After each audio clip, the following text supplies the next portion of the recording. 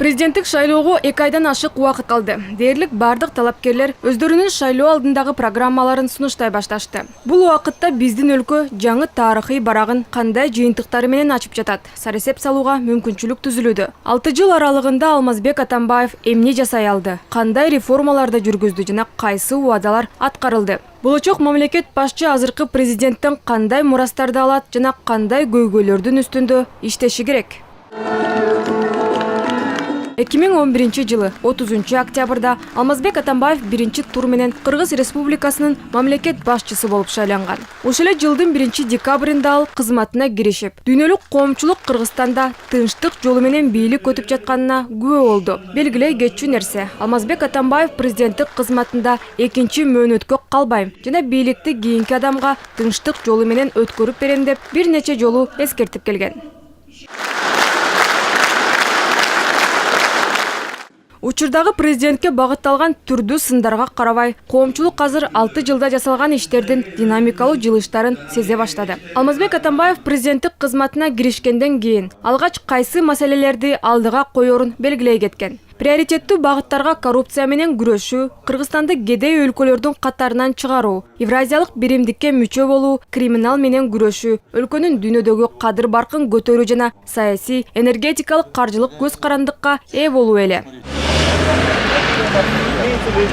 Коррупция экономиканын өнүгүүсүнө бут тоскон көйгөй болгондуктан, аны түп тамыры менен жоготуу боюнча туруктуу ыкма иштеле баштаган. Ал өзүнө саясий эркти, системалуу мамилени жана көйгөйдүн келип чыгуусуна көңүл бурууну талап кылган. Коррупцияга негиз салган факторлордун бүтүндөй катмарлары аныкталып, аларды жок кылуу чаралары сунушталган. Азыр алар оң жыйынтыктарды көрсөтүүдө. Алмазбек Атамбаев жемкорлук менен күрөшүүдө кол тийбестиги бар аткаминерлер болбостугун айтып, алардын бардыгы жазасын алаарын билдирген. Только благодаря борьбе с коррупцией Коррупцияга каршы күрөштүн жардамы менен биз мамлекеттин кирешесин 3 эсеге көбөйттүк. Эгерде биз ушул жолду улантсак, мындан да жакшы жыйынтыктарга жетебиз. Бийликтин башкы катмарларындагы коррупция менен күрөшүү аздык кылат. Коррупция участкалык милиция жана врачтардын деңгээлине чейин жоюлушу керек. Акыркы 5 жылдыкта коррупция беренеси менен 7000 кызмат адамына кылмыш иши козголду. Алардын 500дөн ашыгы мамлекеттик структуралардын жетекчилери. Арасында 40 сот жана 100дөн ашык күч структураларындагы чоң бөлүмдөрдүн жетекчилери бар.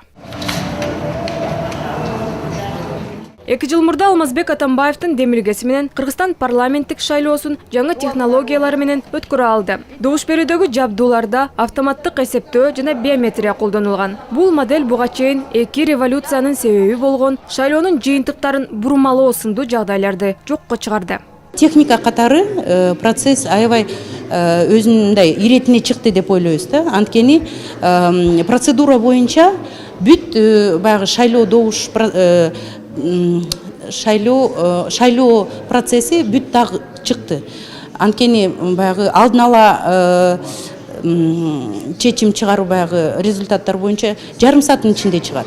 Жаңы технологиялар биздин өлкөдө 3 жолу колдонулду. Тажрыйба Кыргызстандагы таза жана ачык шайлоонун көрсөткүчү деп сыпатталууда. Буга эл аралык коомчулукта көңүл кош караган жок. Жакында эле биздин өлкөгө жумушчу сапары менен келген Бириккен Улуттар уюмунун баш катчысы Антонио Гутерреш Кыргызстанды Орто Азиядагы демократиянын пионери деп белгилеген. Мындай мүнөздөмөгө биздеги ачык шайлоолордун жыйынтыктары да негиз боло алды.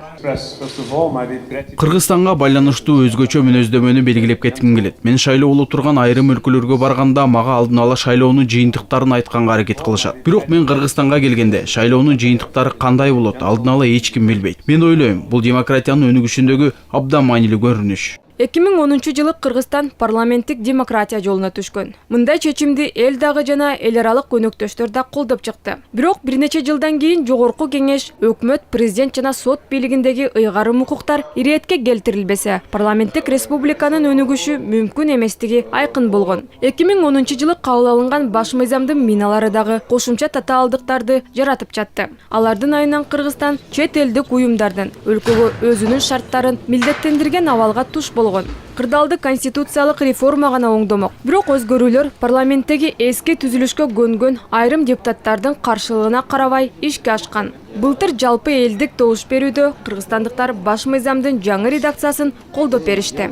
Бул өзгөрүүлөр баш мыйзамды өлкөбүздүн эгемендүүлүгүнө, элибиздин ынтымагына доо кетирген. улуттук маданиятыбызга, адеп аклагыбызга төп келишпеген бир топ миналардан тазалап берди.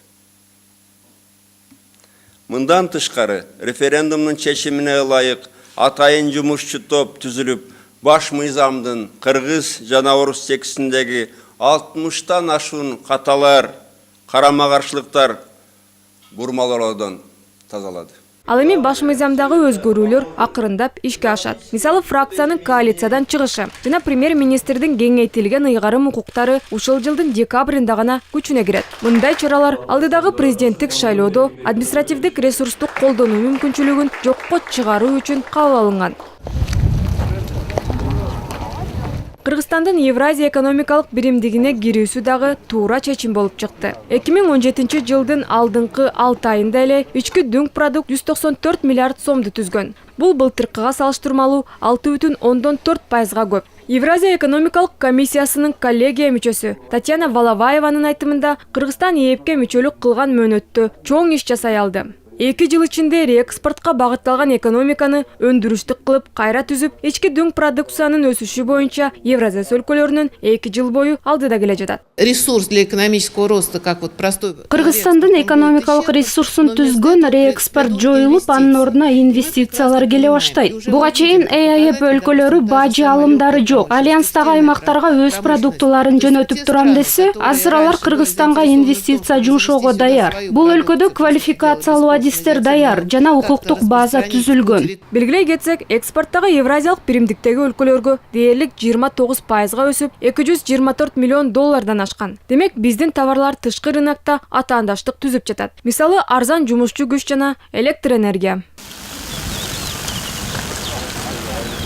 Акыркы жылдары Кыргызстан энергетика тармагында 900 миллион доллардын тегерегинде долбоорлорду ишке ашыра алды. Жогорку кубаттуу 2 датка жана кемин электроөткөрүү линиясы курулуп, Токтогул ГЭСиндеги электроэнергияны коңшу Өзбекстандын жана Казакстандын аймагын айландырбай түз алганга мүмкүнчүлүк түздү. Ошондой эле Токтогул ГЭСинин модернизациясы жүрүүдө. Анын жыйынтыгы менен гидроэлектростанциянын кубаттуулугу 20%га жогорулайт. Энергетика жаатындагы долбоорлорго Бишкек жылуулук борборунун модернизациялашында кошсок болот. Акыркы 5 жыл ичинде эле аталган сектордо 20 жыл бою аткарылбаган иштер ишке ашты дейт адистер. Энергетика тармагы биздин мамлекеттин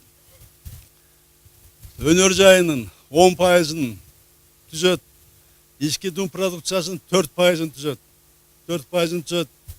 Биз ушуну көбөйтүш үчүн өнүгүп аткан биздин өнөр жайыбызга биз туруктуу жана башка тармактарга туруктуу толук көлөмдө электроэнергия менен камсыз кылыш үчүн иш-чараларды мына иштеп чыгышыбыз керек. И ошол иштер болуп жатат. Демилгелеген реформалардын дээрлик бардыгы ишке ашкан. Албетте өкмөт жана коомчулуктун дагы колдоосу менен жүзөгө ашырылган долбоорлорду айта кетүү керек. Мисалы, санариптик теле берүү жана башка социалдык, билим берүү, спорт, маданиятка тиешелүү демилгелер. Ошондой эле Алмазбек Атамбаев бир топ чоң иштердин пайдалуулун куруп кетти. Болочоктогу президент таза коом, электрондук өлкө жана 2040 жылга чейинки Кыргызстанды өнүктүрүү стратегиясына камтылган иштерди улантышы шарт. Кантсе дагы айрым улуттук долбоорлор үчүн бир президенттик мөөнөт аздык кылууда. Башкысы Алмазбек Атамбаев өткөрүп бере турган өлкө 6 жыл мурдагы өлкөдөн аябай эле айырмаланат. Кыргызстандыктар кийинки лидерден бул иштердин уланышын күтүүдө. Ал бул өлкөнү бекемдеп, андан ары өнүктүрүп кете алабы, убакыт көрсөтөт.